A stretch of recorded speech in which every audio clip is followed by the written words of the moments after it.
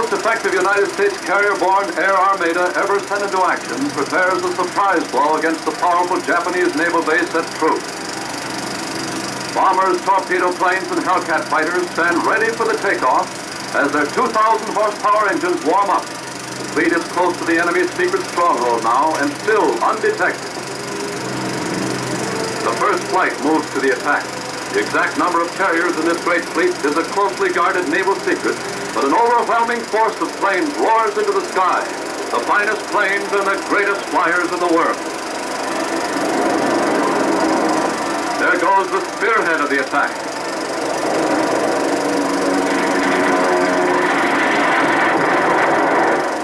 The defending Japs are stunned by the suddenness of the first blow delivered with crushing force on the heart of the great fortress in Mississippi.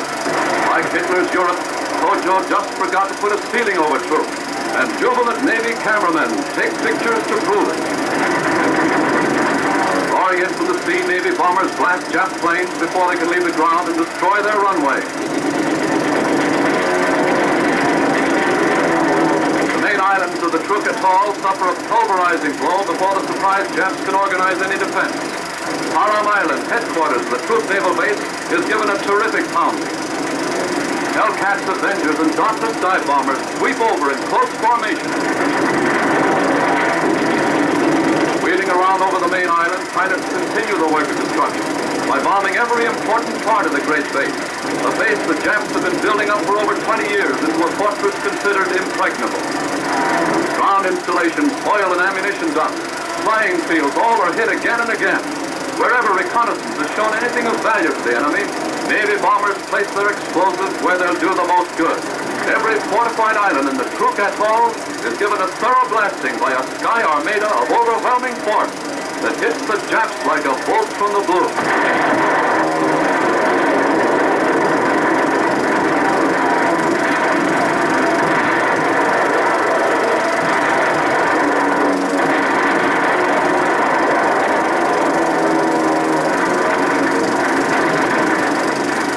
Jap planes escape from small dispersal fields and make a hopeless stab at ships of our task force. Expecting attacks, men and ships are ready.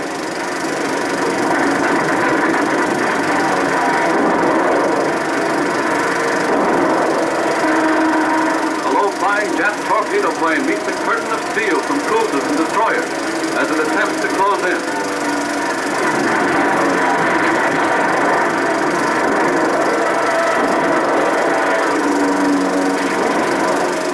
Jap dive bomber tries to break through the barrage.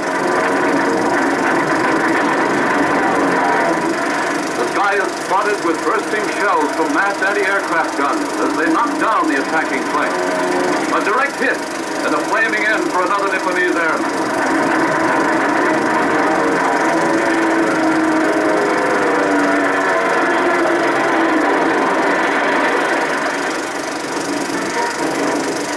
Bomber balls of smoke rise from the sea to mark the doom of Jap planes shot from the sky.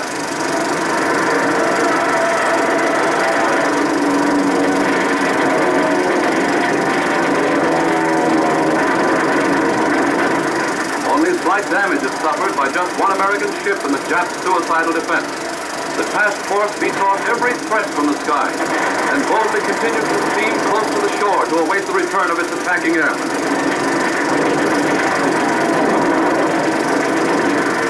Over the Truk Lagoon, trigger-happy Navy airmen have a field day.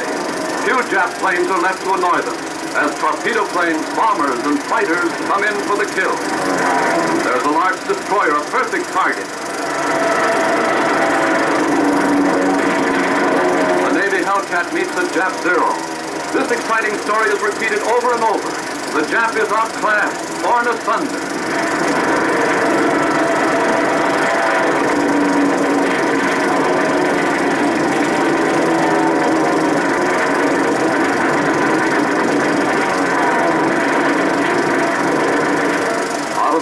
They roar with wing cannon blazing, tearing into ships of every description. Ships that the hard-pressed Japs can ill afford to lose. 19 ships in all are positively sunk, with additional ships probably sent to the bottom.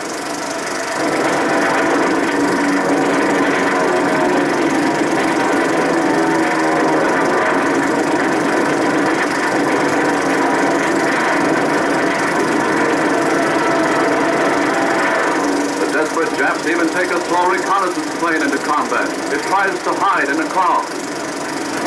The Zero tangles with another Hellcat, and this is how 200 Jap planes are destroyed, with only 17 planes lost by the Yanks. Slow-moving freighters in the harbor of Truk are helpless. Faster vessels pour on the coal in futile efforts to escape. Here's a Jap destroyer turning sharp at full speed to avoid a bomb.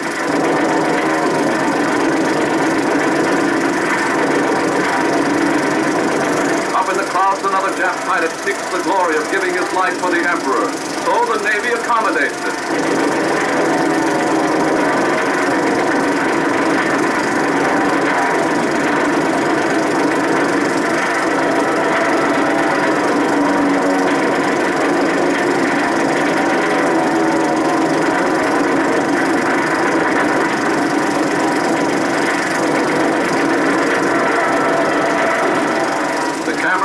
Drives on another vessel trying to get away. Ship after ship is pounded by explosive shells poured into them in fiery streams of destruction. A big Jap destroyer speeds across the lagoon trying to reach the open sea. A transport gets a direct hit.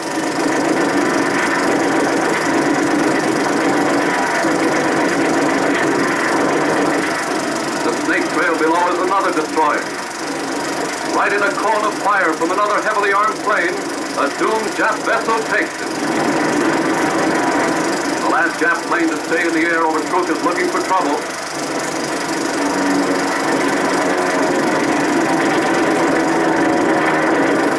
Our intrepid airmen continue the element of surprise and advantage.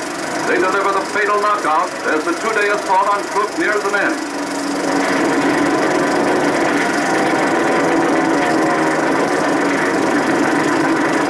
There's that Zero again, soon to be represented by another Jap flag painted on the fuselage of a Navy Hellcat.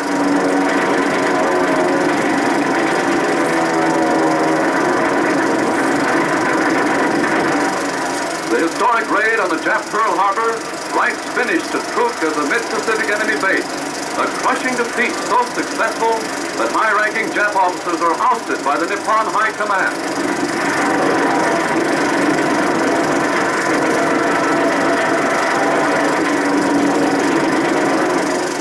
Truk Lagoon, cluttered with bombed and battered hulks, is in itself full proof that never again can the Jap Navy ride at anchor here in safety.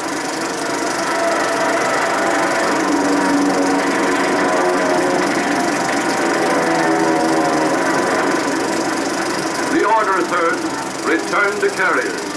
Just average American boys, taught to fly, taught to fight, taught to win. One wheel missing, but it's a perfect landing. The wounded are hurriedly taken to the sick bay below, where they receive instant attention. Heroes who will live to fight again.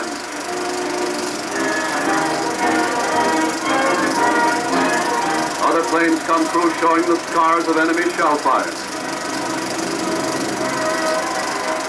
This great victory is substantial payment on account for the Jap sneak attack on Pearl Harbor.